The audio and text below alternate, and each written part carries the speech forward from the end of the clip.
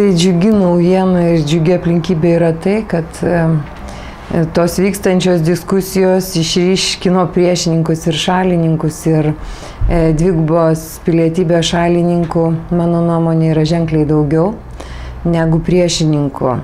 Ir valstybės prezidentas, ir premjeras, ir Seimo pirmininkas yra nevienareikšmiškai pasisakę už dvigubos pilietybės instituto galiojimą Lietuvoje, bet klausimas dabar, kaip tai teisiškai padaryti, kas yra ganėtinai komplikuota po jau jūsų minėto Konstitucinio teismo išaiškinimo. Šiuo metu Seime yra Seimo nario Kubiliaus pateiktos pilietybės įstatymo pataisos, siekiančius išspręsti šitą problemą. Deja, įvairūs specialistai konstitucinės teisės gana skeptiškai žiūri į šitas pataisas ir turi daug kritikos jom.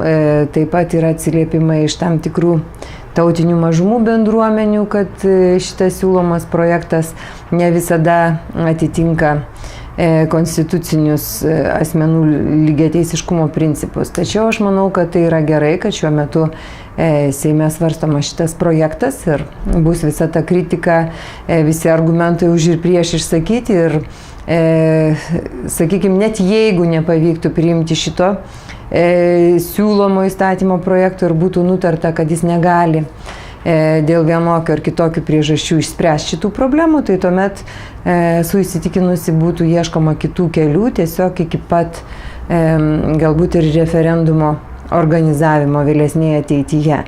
Tai aš galvoju vis tiek, kad perspektyvos yra optimistinės, nes vis tik tai dabar jau pradėta kalbėti ir apie esminius dalykus, kad tai būtent lietuviškumo, lietuvybės išlaikymų šitas klausimas, jo išsprendimas pozityviai yra gyvybiškai svarbus. Ir aš manau, kad tai tikrai bus surasti būdai tam klausimui išspręsti. Turint Konstitucinio teismo išaiškinimą yra toks tarsi, kaip sakykime, bėgimas paskui traukinį. Jau turima viską, kas daroma, taikyti prie to išaiškinimo nuostatų. Bet aš turiu vilties, kad svarstant šitą projektą bus tiesiog bendras indėlis iš visų suinteresuotų ir remiančių dvigubą pilietybę ir galbūt pavyks tą projektą patobulinti taip, kad jis būtų tinkamas tam klausimui spręsti, nežinau. Iš tikrųjų, galvojant apie esmę, tai netgi pati konstitucija, kaip teisės aktas, yra parašytas pačių Lietuvos žmonių ir jų valia yra ją keisti ir jų valia yra ją pagaliau parašyti tokią, kokia jinai reikalinga, atitinkanti tautos ir valstybės interesus ir lūkesčius. Taip, kad aš tikrai nemanau, kad mes patys savo valstybės konstitucijos ir kitų teisės aktų, kaip sakykime, šiukštų negalima nei analizuoti, nei nagrinėti, nei diskutuoti.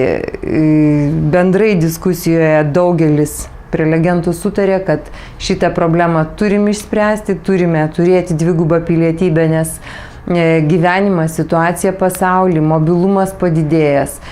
Tikrai sąlygoja visai naujus reikalavimus ir mes atsidūrėm labai nepalankioj situacijoje kitų Europos ypatingai valstybių turinčių dvigubą pilietybę atžvilgių ir jeigu kitos valstybės senosios Europos valstybės senėjant jų visuomenėms stengiasi įmanomais ir neįmanomais būdais pritraukti piliečius ir kad jų būtų daugiau, ypatingai gimusius vaikus užregistruoti, tai jokios valstybės, sakykime, formaliosios procedūros neturi veikti taip, kad atstumtų Lietuvos piliečius ir kad Lietuvos piliečių vaikai taptų kažkokios bet kurios kitos, gal ir geresnės ir labiau išsivysčiusios valstybės piliečiais. Tai mūsų valstybės, mūsų tautos interesas ir mes turime jį apginti. Paskutinis klausimas. Nors prognozės yra sunkus dalykas, bet visgi kiekvienas mėnuo, pusmetis ar metai, kol sprendžia šis klausimas, lemia, koreguoja ir dažnai ne į gerąją pusę šimtų ir tūkstančių žmonių likimus. Kaip manote, kada galėtų visgi išsispręsti pilietybės reikalai? Ar šį rudenį, ar pavasarį, ar už metų? Aš tikiuosi, sekančioje sesijoje jie turėtų vienaip ar kitaip išsispręsti.